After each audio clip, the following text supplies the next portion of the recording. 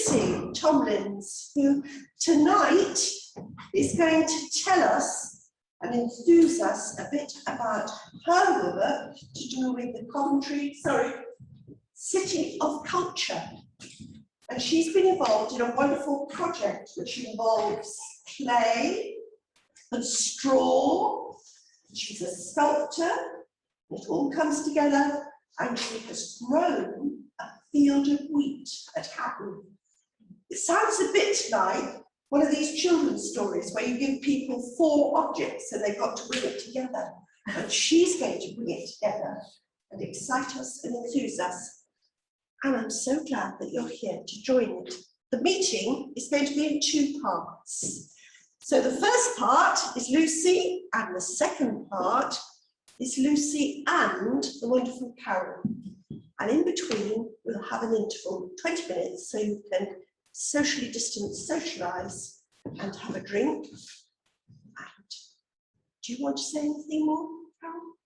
I think you've got it covered. Brilliant. So without any more ado, Lucy, welcome, and thank you very much for coming to speak to us. Yes.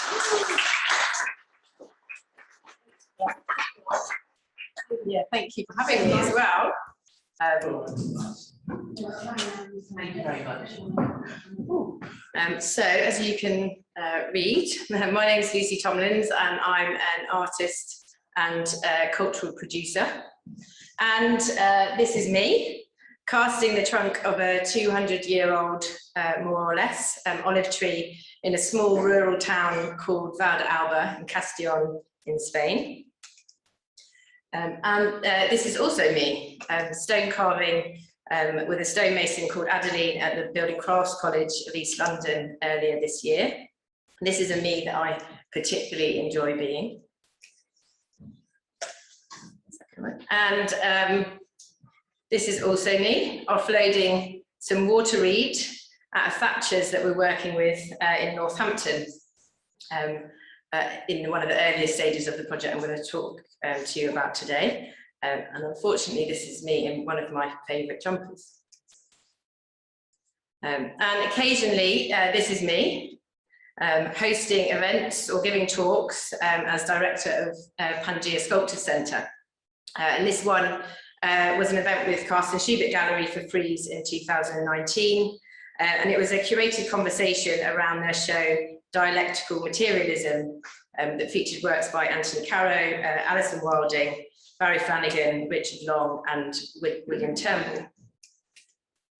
And right now, and all too often, this is also me, deep into my computer, writing funding applications for art projects that I'm trying to get off the ground or get completed. And in particular, this is me writing a funding application for the final stages of Hand, Earth, Gesture, Return, which is the artistic outcome of our God's Workshop of Clay and Straw programme. It's a collaborative contemporary art project that we're delivering for Coventry and Warwickshire over the next year, which launched in September, and I'm going to case study that in a moment. So I graduated from an MA in sculpture from the Royal College of Art in 2012. I was there as a fairly mature student in my late 20s after a short career in kind of straddling publishing and marketing. And when I left the Royal College, I'd say I had what is perhaps more traditionally understood as a sculptural practice. I made objects in my studio, objects that exist in space, that have a dialogue with the world around them and the people that encounter them. This is an image of my degree show almost 10 years ago. And I was interested in the commodification of stuff, of how there was a kind of sense of a growing disconnect between the human experience and kind of our material culture, the physical matter around us, a kind of sense of losing connectivity through touch and understanding of how things are made and brought into being. And I specifically chose to use visual imagery around food and fast food culture because it's something that we all relate to and is democratic in that sense. To explore these issues,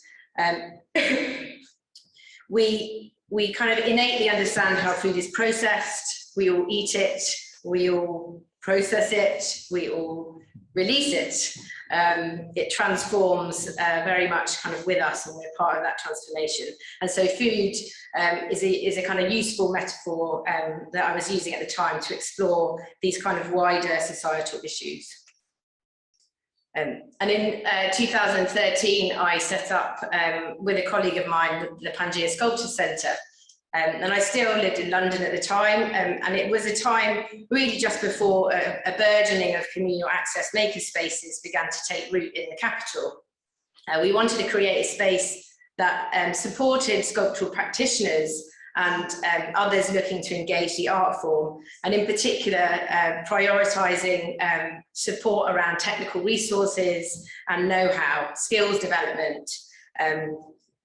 There are really still very few provisions around, and although, like I say, kind of makerspaces have started to become more popular and sprung up, they are still in the main less focused around kind of art and contemporary art, and more focused, I guess in a broader sense, around kind of making, props and set design, carpentry and so on and so forth.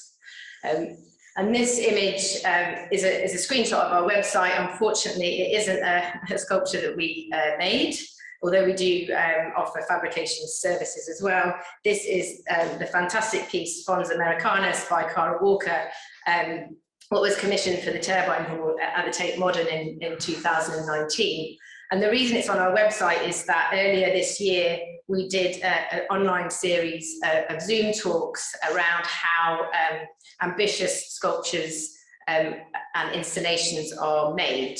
And we did that in partnership with the Henry Moore Institute.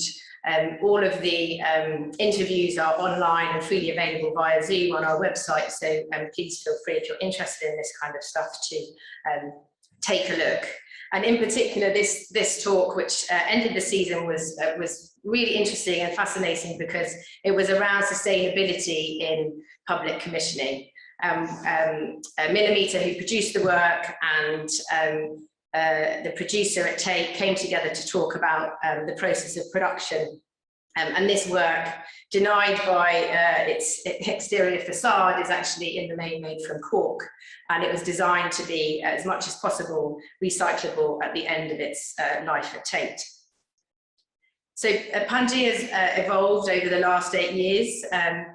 We were much more London focused initially. We're now more national in our reach, doing international projects from time to time. And we offer a range of support that still focuses around kind of technical skills, but includes things like mentorship and fabrication. We also think about sustainable careers in the arts and how to keep artists paid to sustain their practice. So we work with a lot of kind of one-man bands and smaller studios, people that are expert makers, to help produce other people's work, but smaller setups that don't necessarily have the kind of reach to find the clients. So we act as a kind of conduit. With that context set, I kind of want to talk to you about a specific project that I'm currently co-producing for Coventry and Warwickshire with Kolkata-based curator Nandita Pal-Chowdhury and 5 collaborating lead artists from the UK and India: Rachel Champion, Dolan Kundu, Amy and Oliver, Thomas Irvine and Jim Woodall. And it's a project that's running over City of Culture year, and it's supported in part by City of Culture, but I have to say it's not a City of Culture commissioned project. So I want to make sure that that distinction is clear. So Hand Earth Gesture Return is a temporary site-specific public artwork working with communities in Coventry and Warwickshire, and not just specific predetermined communities. Anyone who wants to be involved can get involved, and there are and there will continue to be kind of loads of different ways that can happen over the coming year. City of Culture year, I guess, over to kind of next summer when we hope to finish the project. It's a very experimental, collaborative work of art And it's publicly manifesting as chapters across different media. So film, photography, sculpture, performance, installation, and events. And through this approach, we want to share with you all that goes into producing a large-scale public art installation. A lot of the behind-the-scenes stuff that often remains hidden, but is very much what forms a project. A lot of the work and a lot of the excitement, I think, for the people that are involved comes from that part of the project. So we want to kind of bring that to the fore and kind of make it public. From the idea, forming through local, national and international collaboration and responding to stimuli of materials locally sown, grown, harvested, sourced, processed and transformed. And just like the chapters of a book, really, the story is going to unfold over the coming year. We hope that people will follow it.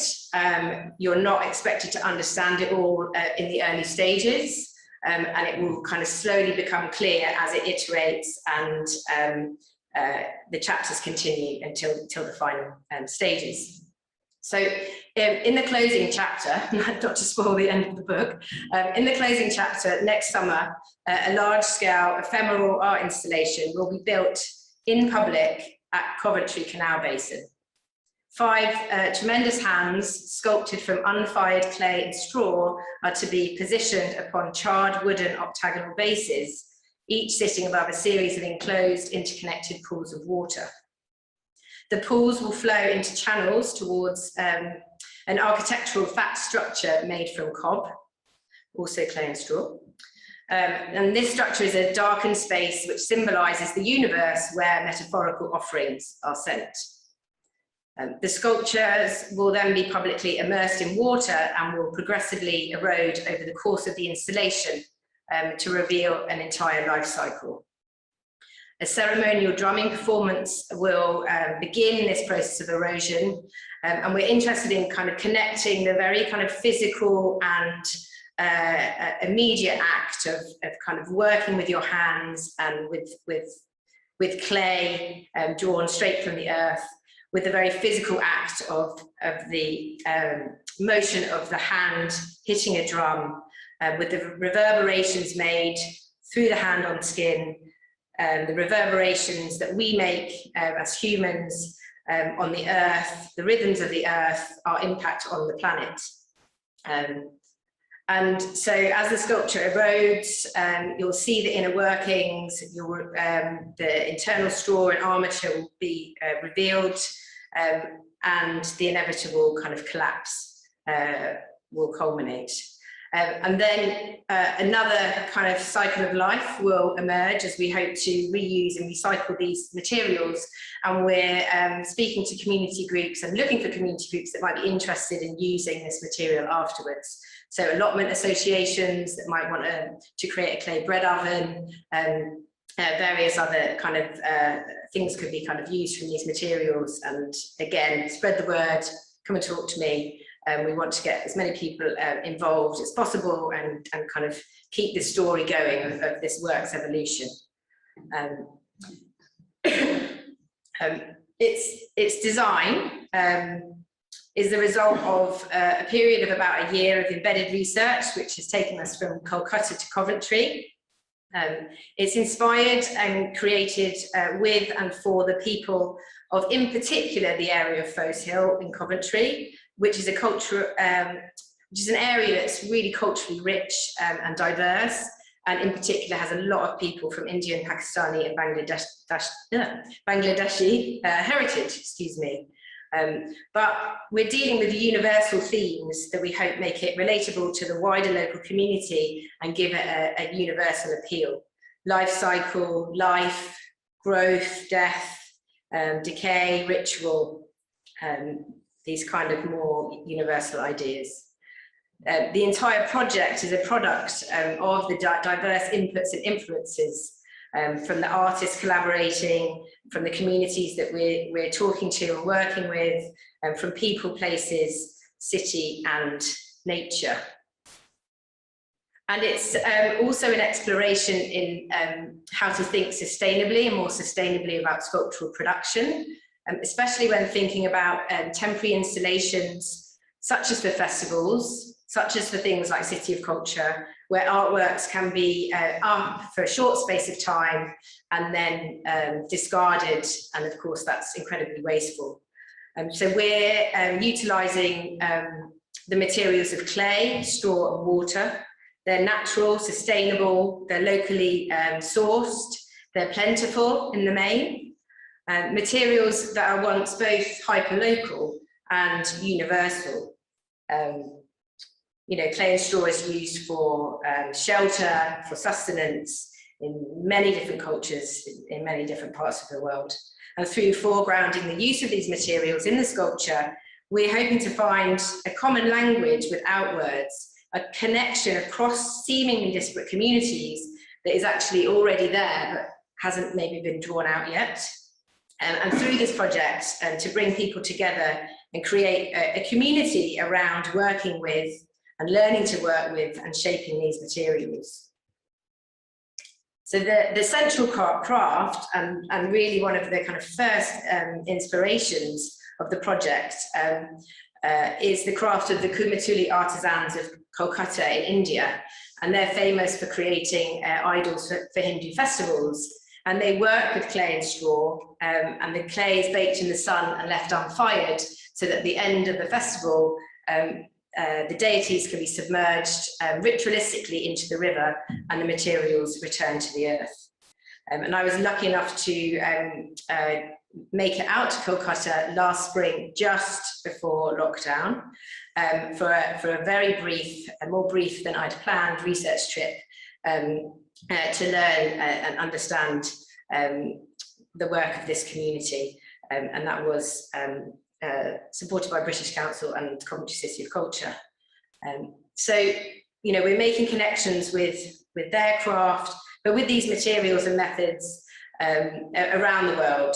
So thatching and cob buildings, for example, and we're working with a cob building specialist on this project called Kate Edwards and Northampton-based thatcher Wesley Marriott, as we develop designs using these materials that are relevant to this particular context. And with sustainability and local growing in mind, as you have just heard, this spring we planted a field of Appley spring wheat, which is a 1936 old wheat variety, not quite heritage, as I've learned through this project, with a long stem that's suitable for thatching. Initially, we looked to plant this in central Coventry. We loved the idea of this juxtaposition of walking through an urban environment and turning a corner and seeing a kind of field of wheat. But because of a wireworm that lives happily in established grassland, but that would have decimated our crop had we planted there, planting in the location became unfeasible. And at the last minute, the National Farmers Union and Warwickshire Rural Hub came to our rescue and put us in touch with Thomas Maynard at Hatton Farm, who agreed to give us a field and plant our crop for us. They didn't do the harvesting though. When it came to harvest, we had to use traditional methods such as scything, because keeping the straw intact was essential for our requirements and for thatching, and it couldn't be crushed up in a combine harvester.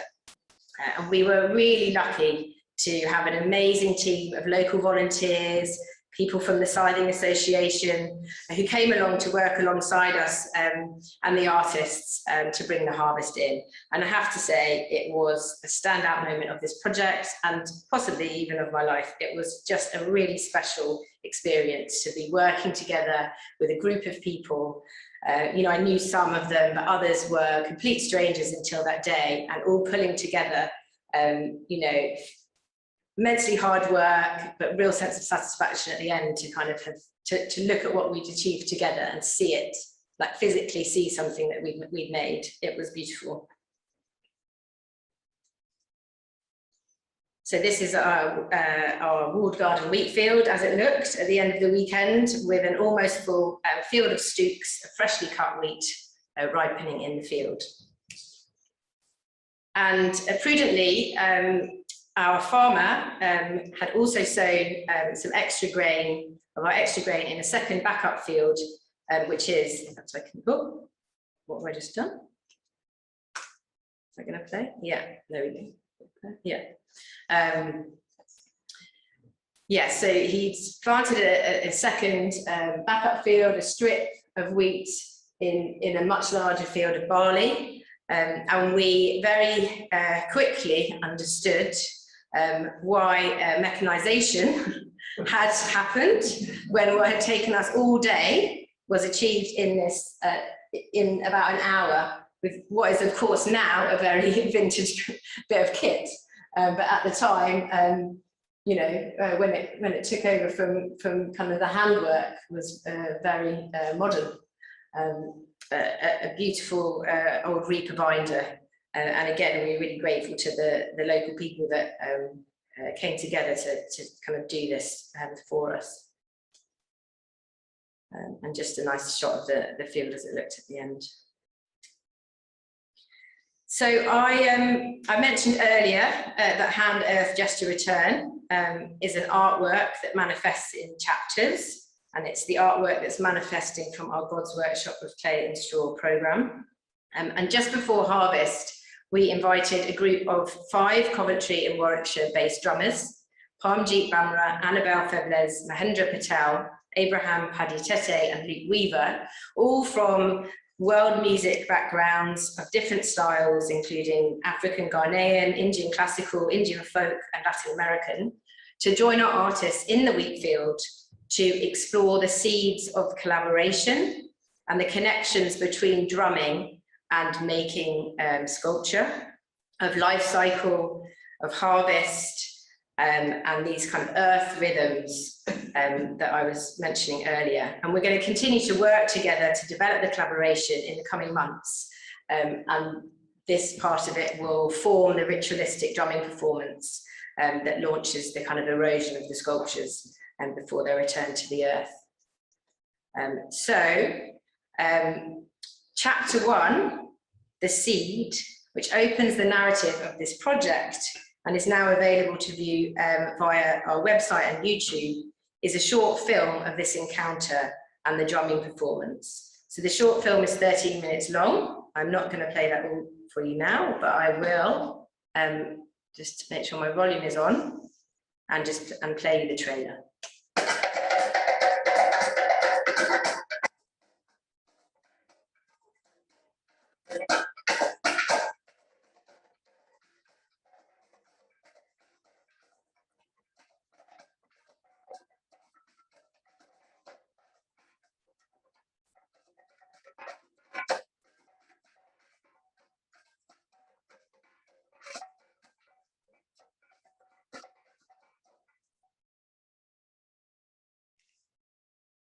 And opening next month in Hatton by appointment, drop me an email, is chapter 2, The Rick. And this is a temporary outdoor installation made of wheat straw, the wheat we harvested, which takes inspiration from traditional thatched ricks. So these were synonymous with the English landscape until the middle of the last century. And they're still used to store and dry straw and grain in many parts of the world today. This sculptural intervention is a waymarker and chapter 2 of this evolving art programme, the end of the growing and harvest story. Before the materials make their way along the canal route to Coventry to meet their clay counterparts and begin the next phase in their life cycle.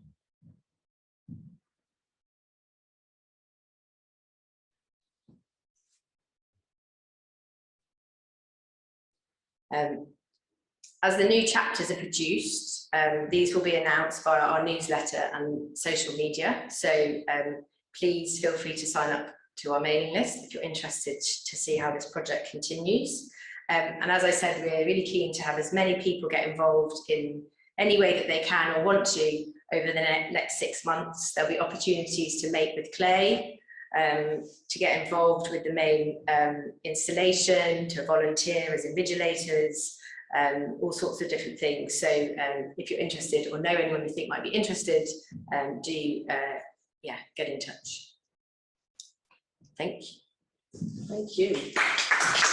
Okay, so welcome back, and thanks, Lucy. That was a great insight into your work. I feel slightly overwhelmed, very excited about the amount of work and projects you're involved in.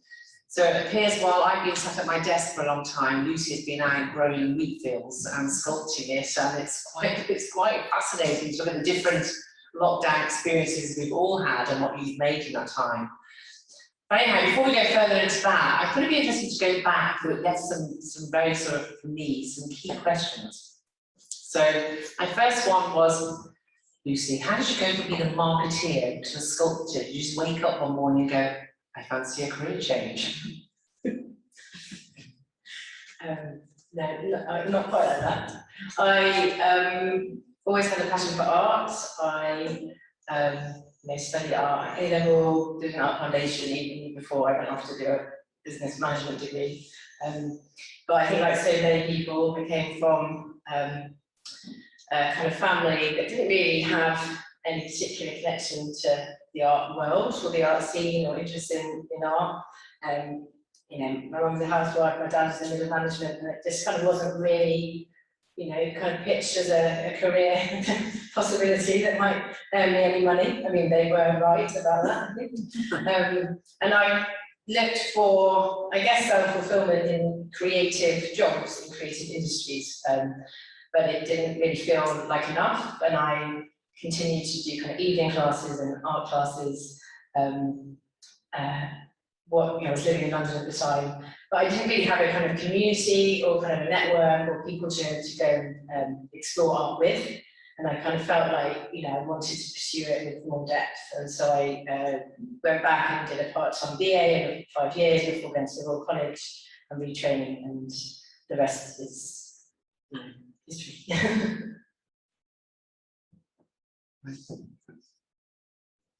So for those who don't know, Leamington is actually a home to Lucy. She went to King's High and King's Lynn's various points. So she's a person who's educated here.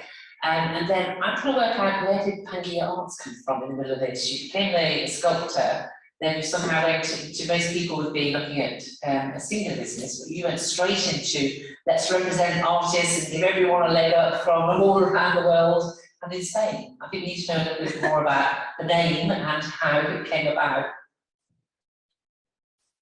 There's quite a lot in that. Probably a lot of blind ignorance kind of leads me down various paths, and an overestimation of my capabilities, I think.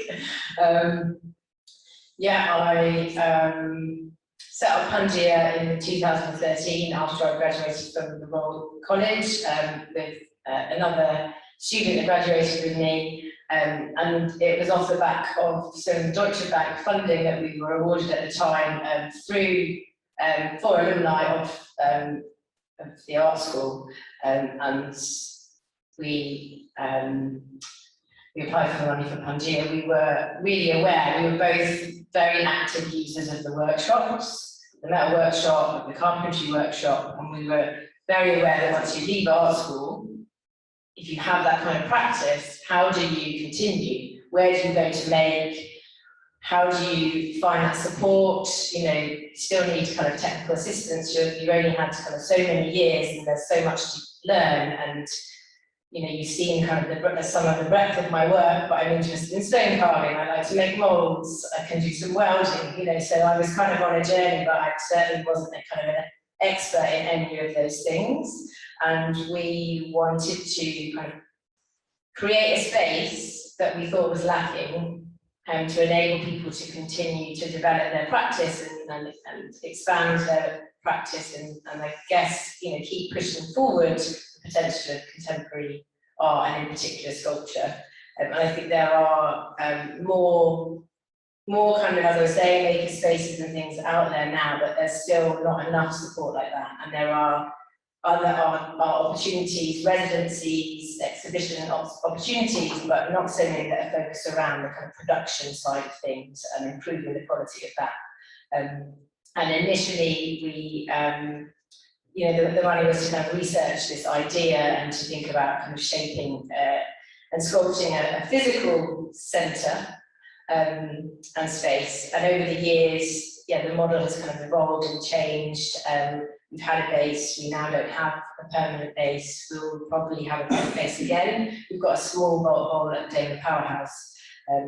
So I think as the world has turned, we've kind of evolved with it and tried to react to the kind of needs of what kind of emerging and kind of mid-career and, you know, some more established artists need. And the name Pangea is to do with the megacontinent before the tectonic plates moved with tectonic drift.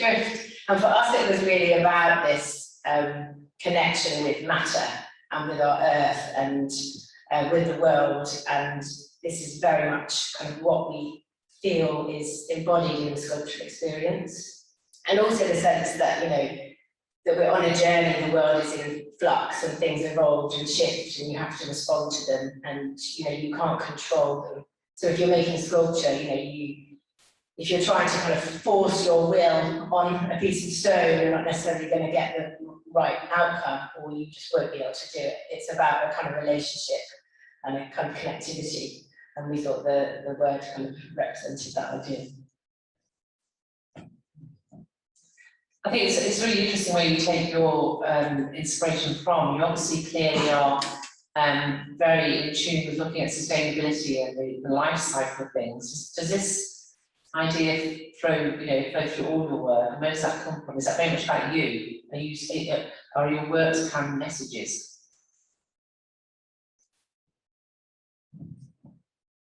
I'm not sure how to answer.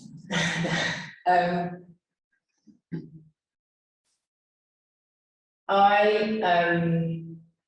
don't think all my work is about sustainability, but I do feel like my work kind of does, in a way, carry messages. I think, you know, it tells a story. It's made of materials.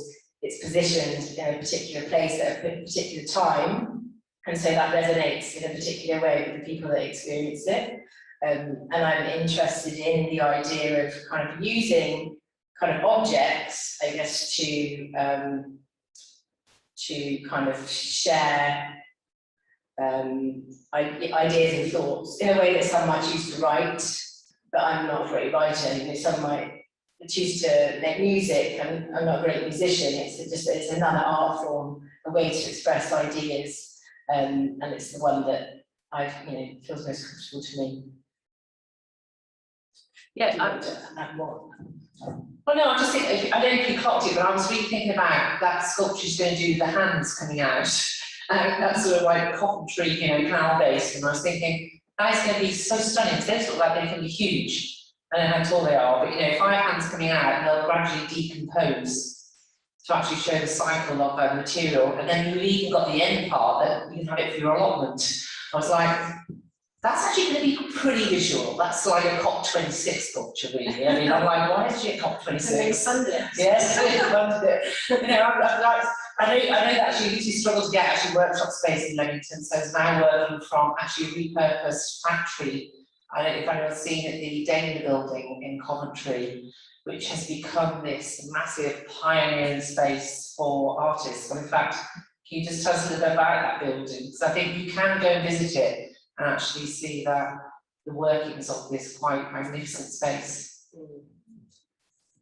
Can I just add to what you were saying before first, actually? I think this idea of life cycle is kind of very much aligned with this idea of somehow being able to try and kind of share to a public audience the experience that the artist has, that kind of energy in the making, those the kind of processing of the material, also the kind of wider exchanges, the kind of logistical side of things, the organising, the going to collect materials, the conversations that you have with the delivery guy. I've driven to very random parts of the outskirts of London to get things galvanised and have very, odd exchanges, and I've kind of rubbed shoulders through making an art with very, different kinds of people that I wouldn't have got to meet, you know, in my daily life if I had a different kind of job. And I think it's those energies and those moments that, you know, I want to kind of work to kind of try and share. And I think I mentioned that that one of the inspirations was kind of going out to India and seeing the work of the Coventry artisans. And, you know, the big take home for me was, I'm not so interested in the finished Hindu idols, you know, deities, when they're very beautifully painted and kind of adorned with jewels and fabric, and they feel very particular kind of culture, and they obviously have a very different meaning to that particular religion. But for me, what was so exciting was this area of Kolkata, this whole community on the banks of the Hoopy, who were all involved in the process of making these idols. And so you walk down the streets and there's straw being delivered, and there's clay being mixed with water and rice husks and half-made sculptures and pallets being chopped up and things being built. And you know, there was such an exciting kind of energy from that space and kind of a sense of life, and you kind of got to feel the way that location and environment and kind of social and kind of economic factors and political all kind of play into, you know, a particular particular way, the way something has kind of manifested itself. And yeah, I guess that's, to go back to your point, that's kind of the idea that we're trying to recreate in some way in this work, but for very different kind of context. And then your other question about Dana is, so the Dana Powerhouse is not too far from the Canal Basin in Coventry, and it's one of the kind of big landmark, I guess, legacy projects that City of Culture have been involved with, but driven by some amazing organisations that are based there, headed up by Imaginary Productions. They are doing, they're more kind of in outdoor performance and theatre, and there's a fantastic energy. They've got shared workspace, and yeah, there's kind of events going on there and opportunities for people to make. So they do this Monday night making session where anyone can come down and kind of work on their own thing or get involved in projects that are going on. And it's a really interesting one to keep an eye out for, because I'm sure different events will be coming out of there. In fact, I know they are, you know, over the course of this City of Culture year, which is running till, I think we confirmed mid-May. Thanks. I know there's an ambition to have something similar in Leamington, where we're part, so it's always interesting to look at what other towns and cities are doing. So Lucy, you seem to have this desire to involve the whole community and work very collaboratively. How can we get involved, and what would you like us to do? How do you see our role in future projects?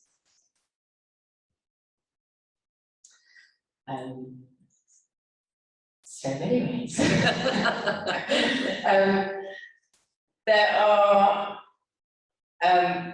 There will be opportunities for people to kind of help make the work, and we're kind of designing that at the moment, thinking about kind of the different ways that can kind of manifest. So we've got 5 lead artists, and they'll actually be kind of authoring one of the 5 hands and working with different community groups in different ways.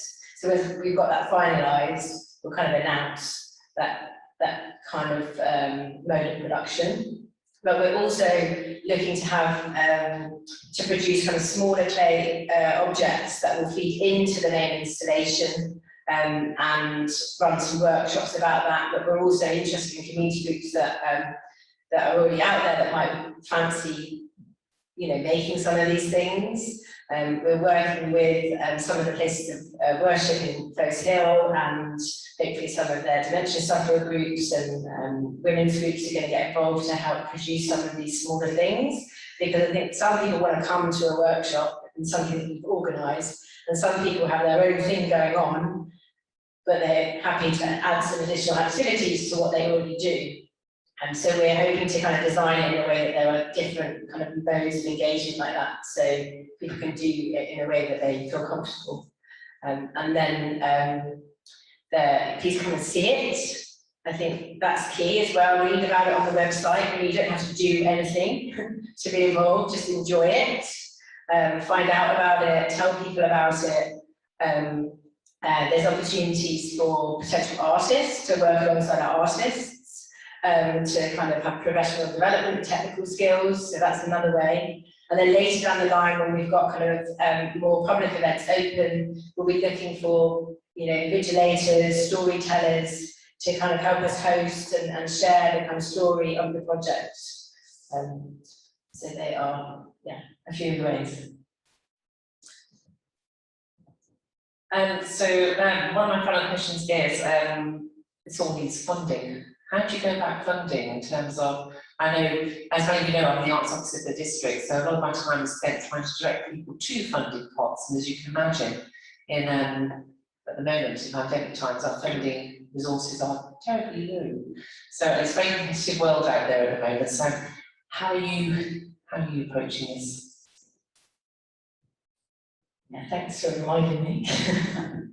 I think it's a really strange kind of industry. I don't think you wouldn't take the approach that you have to take anywhere else. You have to effectively like bring a project into being and start it before you can evidence it well enough that it needs the rest of the funding. So it's a very risky game. You know, I don't have all the money yet for all of these amazing things that I just told you about. I just have the conviction that together we will, I don't mean us together. I mean that together, you know, organising it, we're going to tell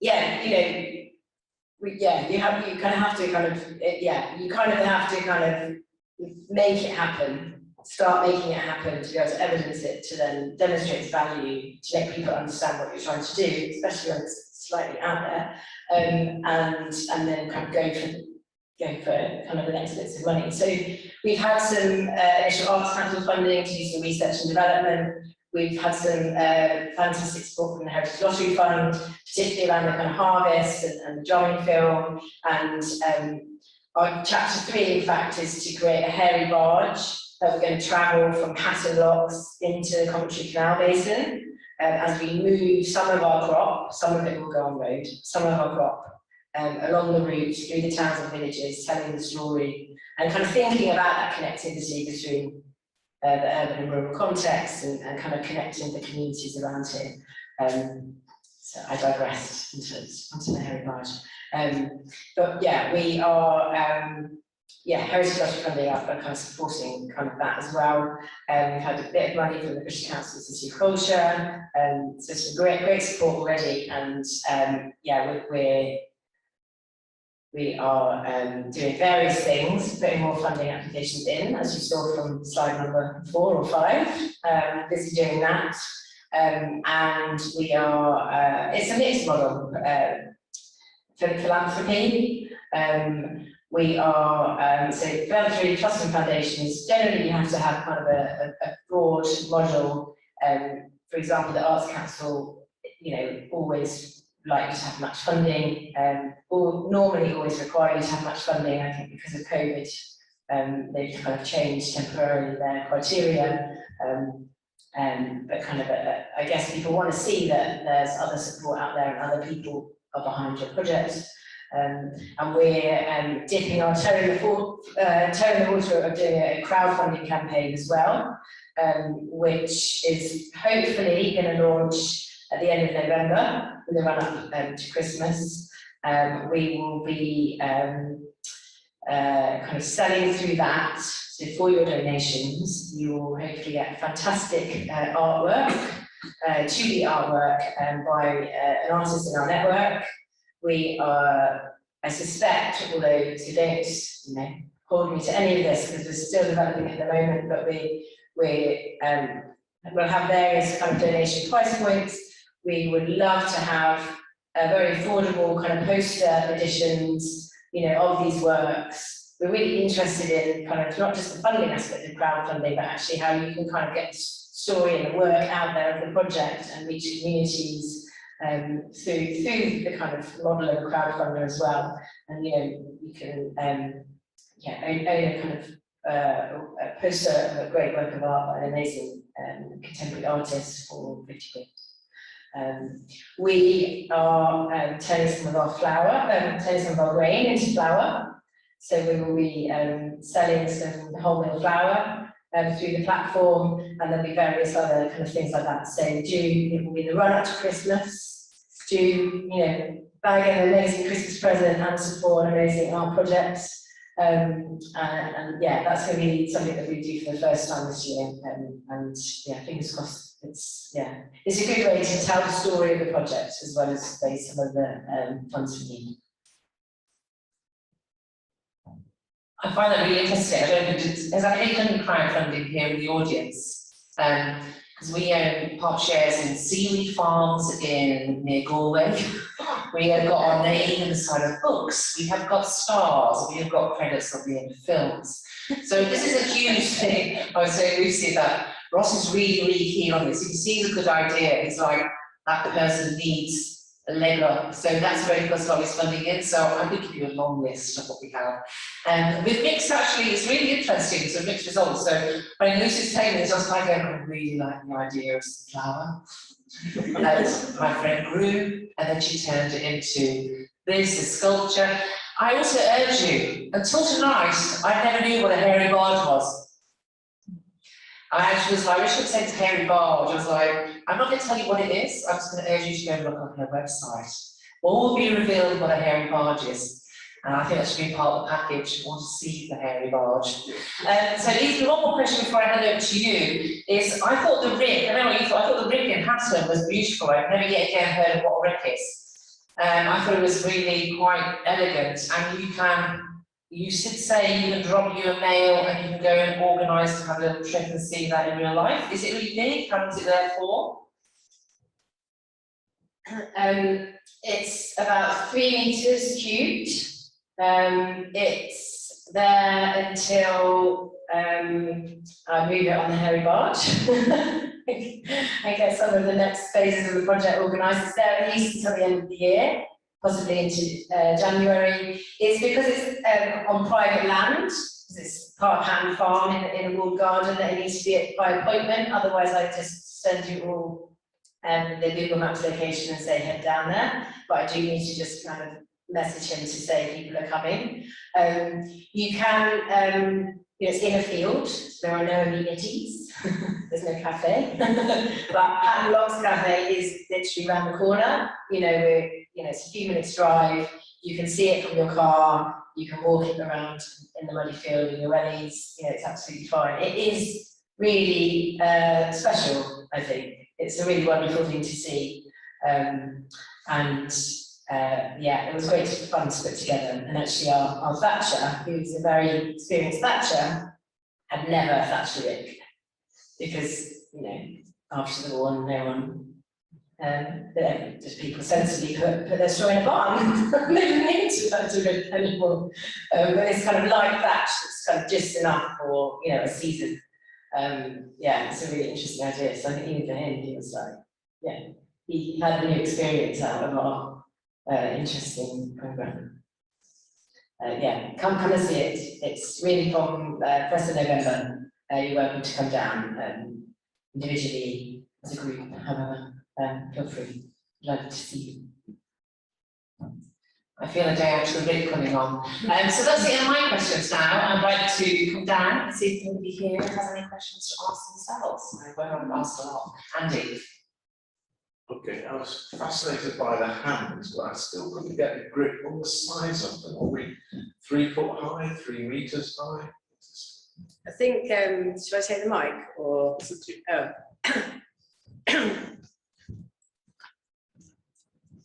At the minute, they're 12 foot high. Yeah, so they are big. But I have to say that, this project, kind of in this project, the kind of journey is the artwork. And so things do change and they morph and they respond to stimuli that they encounter. So when I first kind of planned this project, there was no rick. In fact, there was no wheat field. These things are evolving. So they may change again by June. There may not be 5, they may not be 12 foot, they may have been added to with other elements. There's still a lot of kind of collaboration and kind of journey to kind of take. And some of those things are, well, I was going to say purely creative, but I don't actually think that there is kind of a purely creative decision making when you're making public realm installations. There's logistics, there's budget, there's heritage department at Coventry Council, there's the council commissions, there's all of those kind of factors that can influence and shift your initial ideas. And I think rather than be kind of stubborn or kind of set in a particular idea, I think you have to, and we want to, embrace those kind of challenges and those kind of changes that, may inform how things evolve. So yeah, they may be 12-foot hands, they may be something completely different. You'll have to come to know. So I didn't really find the chapter after all. I do love the fact that Lucy occasionally phones up and says, "Oh, hi, just wondering, do you know anyone who's got a spare field to do some wheat in?" Chris like that. And you found somebody, but also you found someone. You actually found your own farmer who kindly said, "Yes, I'll do that for you." It's brilliant. Is there anybody else who has a question? Barbara? I have 3 questions. 3? That's fine. I had 8. You're welcome to 3. But 1 has been partly answered. My second question to Lucy was going to be, what do the public do in all this? Because from the pictures you showed me, the artists were working, the public were nowhere in sight, maybe as audience out of the picture. But you've been talking now about what you're going to do to involve people in Leamington. Is that a better understanding than just artists creating and us admiring? Yeah. It definitely isn't just the artists, but there's certainly been some, specifically artist-driven design collaboration. Yeah. We started the project in January, so you can imagine that the embedded research in Coventry didn't quite manifest as we initially planned. And so we were meeting regularly on kind of Fridays in these Zoom sessions, which actually, when they ended, I realised how valuable they've been to me personally in terms of staying connected with people whilst we were kind of stuck in our houses. And then, when time allowed, we were able to kind of go out and kind of meet with community groups and kind of visit their places of worship, for example. That because we're specifically focusing on Forest Hill, that became a really kind of good way to kind of connect with the communities there. And there's a really kind of strong group, like an interfaith group working in that area, that are very interested in projects that aren't religious, but somehow kind of connect to maybe to beliefs or kind of the idea of ritual, or there were, for different people this project has resonated in different ways, but an idea of being able to invite these community members to kind of come in and kind of work together on this project. So yeah, I think these the production phases that are coming next there'll be much more opportunity for kind of people to hands-on get making. But actually the harvest, there were about 50 people that came down to help. Some stayed for a little while, had a go, tried it, kind of left. Some people just came to see, and some people kind of stayed all day siding with us, and and even kind of connecting with the Siding Society, and there's an amazing Heritage Rain Society, kind of all these people that are kind of feeding to the project that we're kind of connecting, kind of out with now. So yeah, there's been quite a kind of few ways, and also I think just to kind of the audience as well, can't be underrated. I think not everyone does actually want to get involved. I'd also urge you to go and look at the workshop because the website even, because the website actually clearly indicates the 3 projects. I think I was saying to Lucy originally, I said, gosh, you're working on quite a lot of different things which are quite rich in their diversity and appeal in different ways. So definitely worth having a look there. So are there any more questions?